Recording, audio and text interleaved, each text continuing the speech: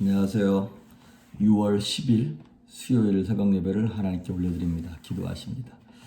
예수님 감사합니다.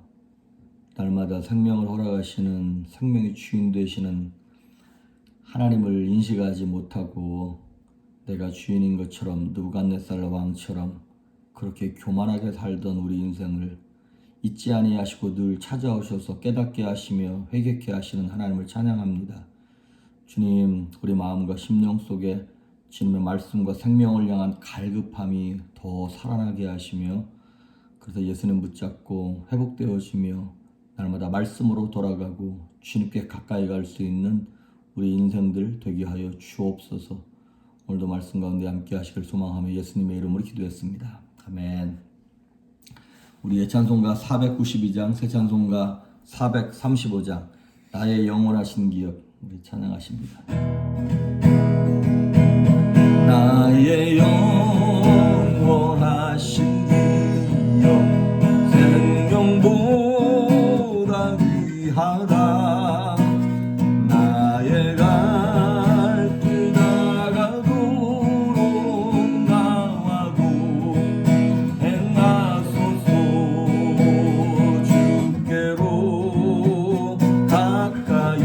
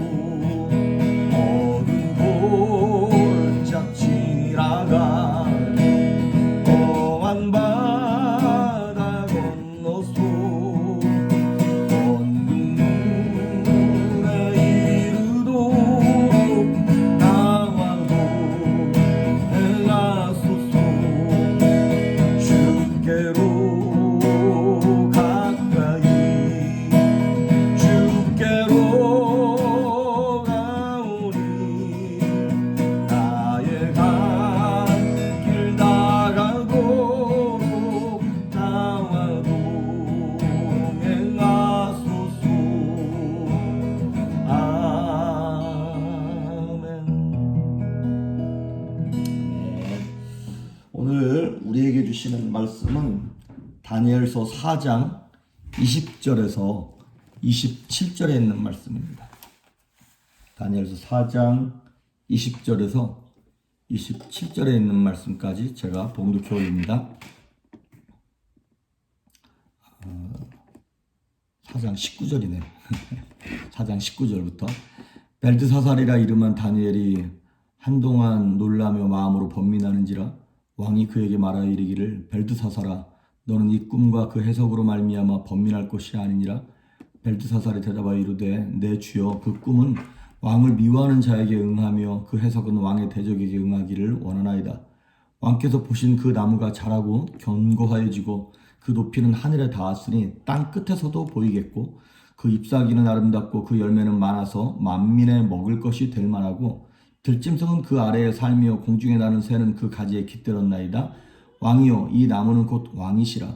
이는 왕이 자라서 견고하여지고 창대하사 하늘에 닿으시며 권세는 땅 끝까지 미치심이니이다. 왕이 보신즉 한 순찰자 한 거룩한 자가 하늘에서 내려와서 이르기를 그 나무를 베어 없애라.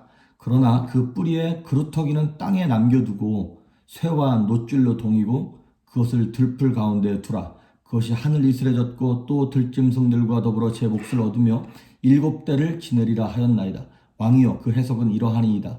곧 지극히 높으신 이가 명령하신 것이 내 주 왕에게 미칠 것이라. 왕이 사람에게서 쫓겨나서 들짐승과 함께 살며 소처럼 풀을 먹으며 하늘 이슬에 젖을 것이요 이와 같이 7대를 지낼 것이라. 그때에 지극히 높으신 이가 사람의 나라를 다스리시며 자기의 뜻대로 그것을 누구에게든지 주시는 줄을 아시리이다. 또 그들의 그 나무 뿌리에 그루터기를 남겨두라 하였은즉 하나님이 다스리시는 줄을 왕이 깨달은 후에야 왕의 나라가 견고하리이다. 그런즉 왕이여 내가 아뢰는 것을 받으시고 공의를 행함으로 죄를 사하고 가난한 자를 긍휼히 여김으로 죄악을 사하소서. 그리하시면 왕의 평안함이 혹시 장구하리이다 아니라. 아멘. 어제 내드린 숙제 이사야서 53장 4절에 있는 말씀. 그는 실로 우리의 질고를 지고 우리의 슬픔을 당하셨거늘 우리는 생각하기를 그런 징벌을 받아 하나님께 맞으며 고난을 당한다 하였느니라. 그리고 오늘은 그 다음 절 53장 5절 우리가 너무나 잘 아는 그가 찔림은 우리의 허물을 인하며 그가 상함은 우리의 죄악을 인함이라. 그가 징계를 받음으로 우리가 평화를 누리고 그가 채찍에 맞음으로 우리가 나음을 얻었도다. 내일은 6절 그렇게 외우도록 하겠습니다. 자, 우리가 지금 되게 천천히 이제 다니엘 4장을 보고 있습니다. 왕이 꿈을 꿨어요. 그런데 그 꿈을 불길한데 바벨론의 술객들과 술사들이 해석을 못하는 거예요. 그래서 이제 다니엘을 우리가 어제 불렀죠. 다니엘을 불렀고 다니엘이 이제 19절에 보니까 그 해석하라는 얘기를 듣고 한동안 놀라며 마음으로 번민하는지라 그랬어요. 이제 불길한 내용임을 알고 그러면서 얘기하기를 왕이시여 이 꿈은 내 주여 그 꿈은 왕을 미워하는 자에게 응하며 그 해석은 왕의 대적에게 응하기를 원하나이다. 이거는 왕이 당할기보다 대적들이 이 꿈이 그 대적들에게 갔으면 좋겠습니다라고 되게 근심 어린 모습으로 왕에게 얘기를 합니다. 그러면서 이제 20절, 21절, 22절 보면 이렇게 얘기하는 거예요. 22절 첫 번째 왕이요.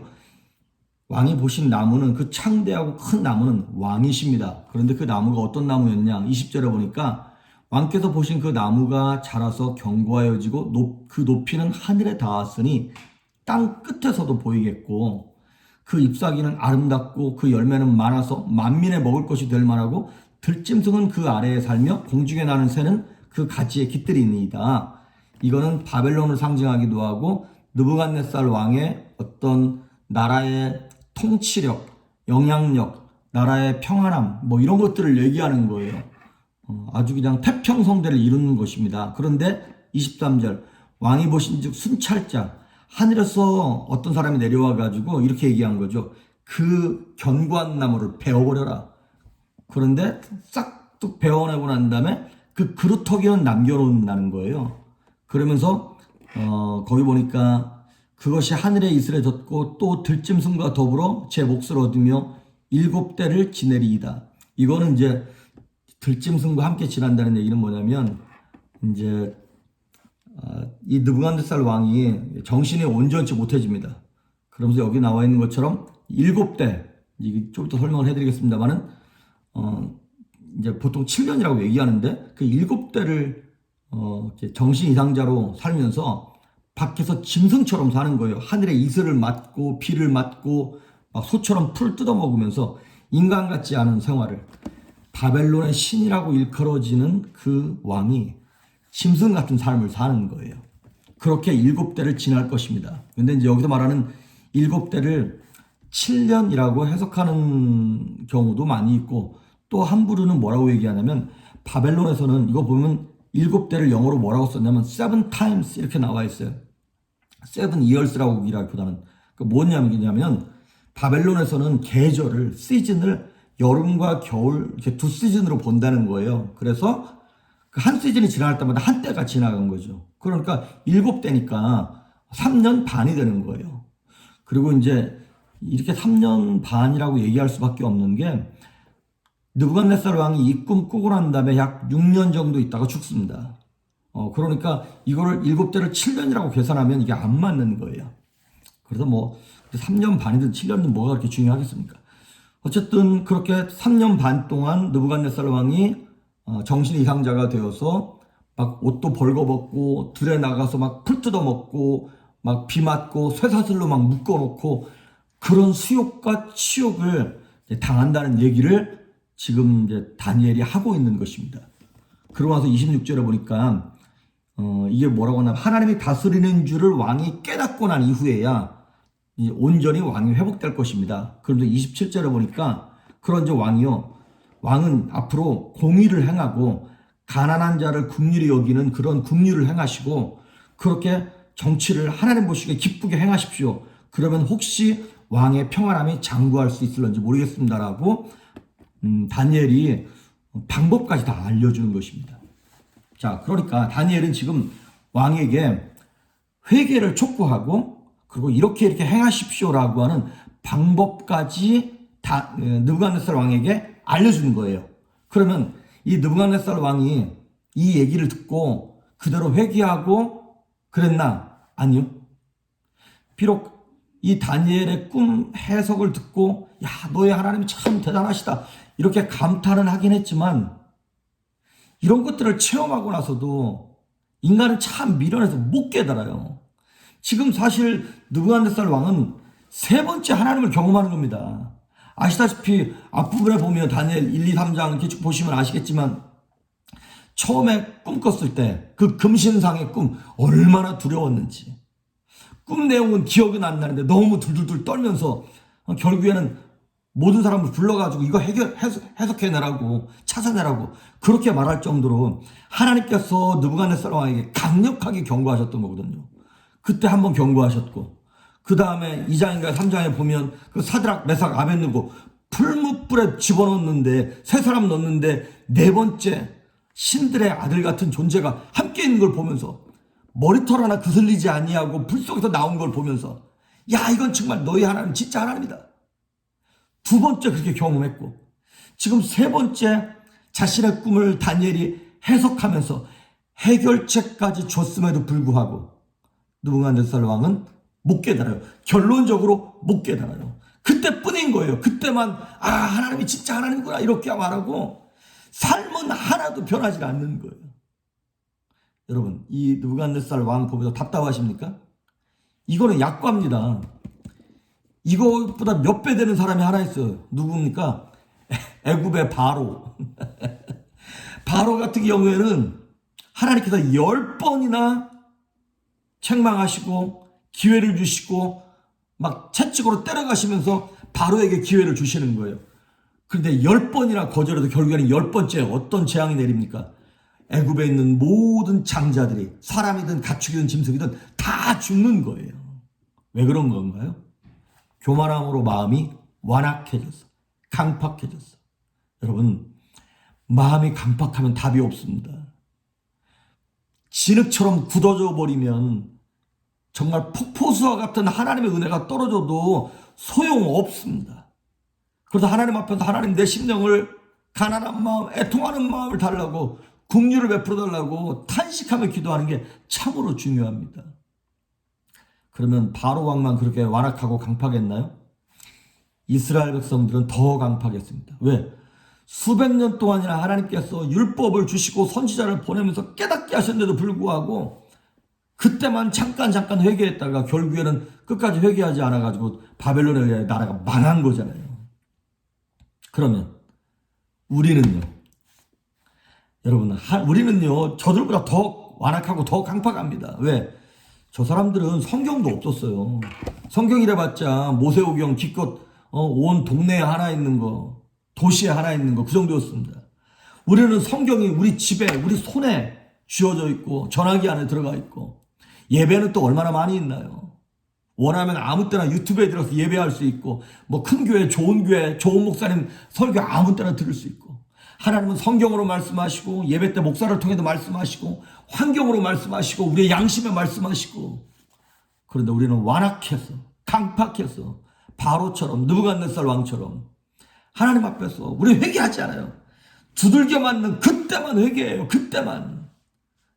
그러니까 하나님의 마음이 얼마나 아프고 답답하십니까? 왜 그런 건가요? 교만함 때문에 그렇습니다.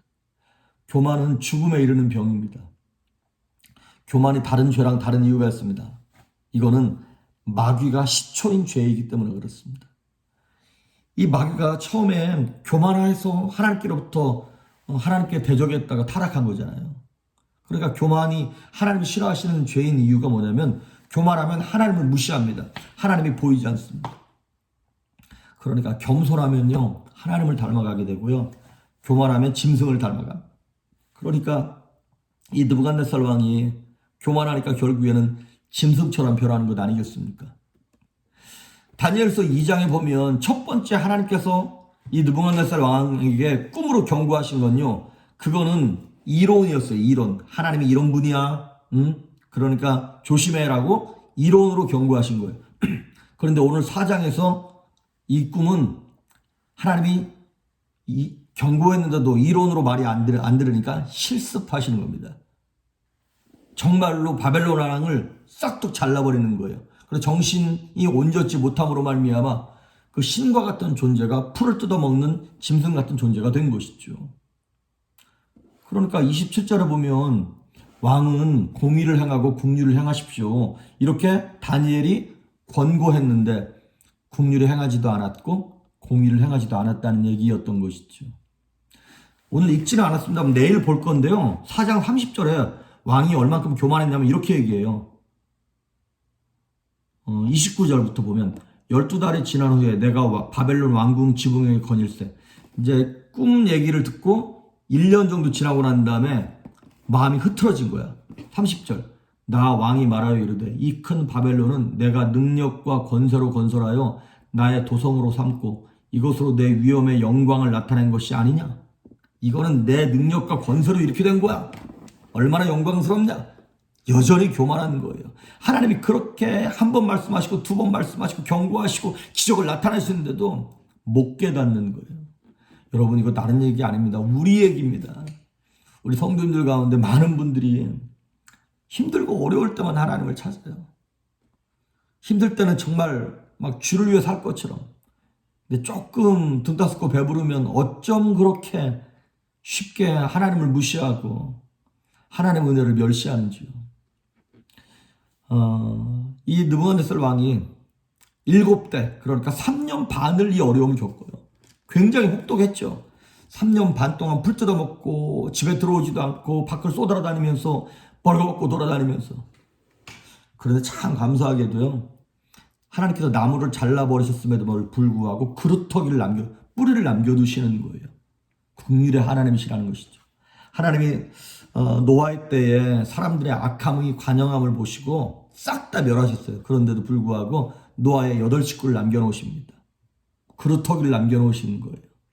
요나를 심판하실 때도 죽여도 할 말 없어요. 요나는. 그런데 하나님이 물고기 뱃속에서 다시 한번 기회를 주시면서 그루터기와 같은 은혜를 베푸십니다. 혹시 성도님들 가운데 꼭 나무가 싹둑 잘린 것처럼 모든 것을 잃어버리고 건강을 잃어버리고 정말 소중하게 생각했던 물질을 잃어버린 분들 계십니까? 그런데도 불구하고 하나님이 여러분의 삶 가운데 그루터기를 남겨두셨습니다. 그래서 비록 3년 반이 지나고 좀 오랜 시간이 걸리긴 하지만 결국에는 결론이 뭐예요? 회복하십니다. 느부갓네살 왕이요, 미쳤다가 다시 제정신으로 돌아옵니다. 우리가 이 건강도 잃어버리고 물질도 잊어버리고 뭣도 잊어버렸지만 하나님 앞에 겸손하게 엎드리는 순간 다시 돌아오게 됩니다. 하나님이 그루터기 같은 은혜를 베풀어 주세요. 그러면 저와 여러분의 삶 속에서 그런 그루터기와 같은 두 번째 기회를 주셨는지 알 수 있는 방법이 있어요. 그 리트머스 시험지 같은 증거가 될 만한 것이 있어요. 그것이 뭐냐면 여러분이 살면서 이거 광야다 이렇게 느끼시는 분들 계시죠. 이거 거의 100% 하나님께서 여러분에게 두 번째 찬스 주실 거예요. 이거 광야다 이렇게 생각하시는 분들. 내가 광야에 있다고 느끼는 사람들은 시간이 좀 걸려도 하나님 회복하십니다. 여러분, 하나님이 포기한 사람은요, 이거 광야다라고 하는 생각조차 못해요. 그런데 이걸 광야라고 느끼는 사람들은 하나님이 아직 기회 주시는 거예요. 비록 이 시간이 조금 길어질 수는 있겠습니다만 결국에는 회복시키시고 결국에는 돌아오게 하시고 결국에는 살리실 줄 믿습니다. 그런 것처럼 하나님은 그루터기와 같은 은혜를 주십시오. 이 말씀 붙잡고 오늘도 하루 종일 여러분의 아픈 식구들을 위하여, 친척들을 위하여, 망해가는 여러분의 사업과 물질적인 삶을 위하여, 깨어진 관계를 위하여 기도하십시오. 하나님은 틀림없이 회복시키십니다.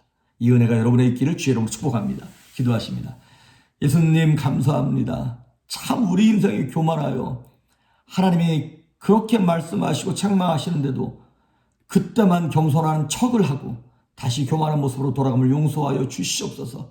하나님, 우리 인생을 나무를 잘라내듯 그렇게 잘라버리시지만 그루터기와 같은 은혜를 남겨두셔서 다시 한번 기회를 허락하시는 긍휼의 하나님을 오늘도 붙잡고 다시 한번 하나님 앞에 낮아지게 하시며 광야와 같은 인생길을 믿음으로 잘 지나갈 수 있도록 하나님 우리 성도님들을 축복하시고 회복시켜 주시옵소서. 감사드리옵고 예수님의 이름으로 기도했습니다. 아멘.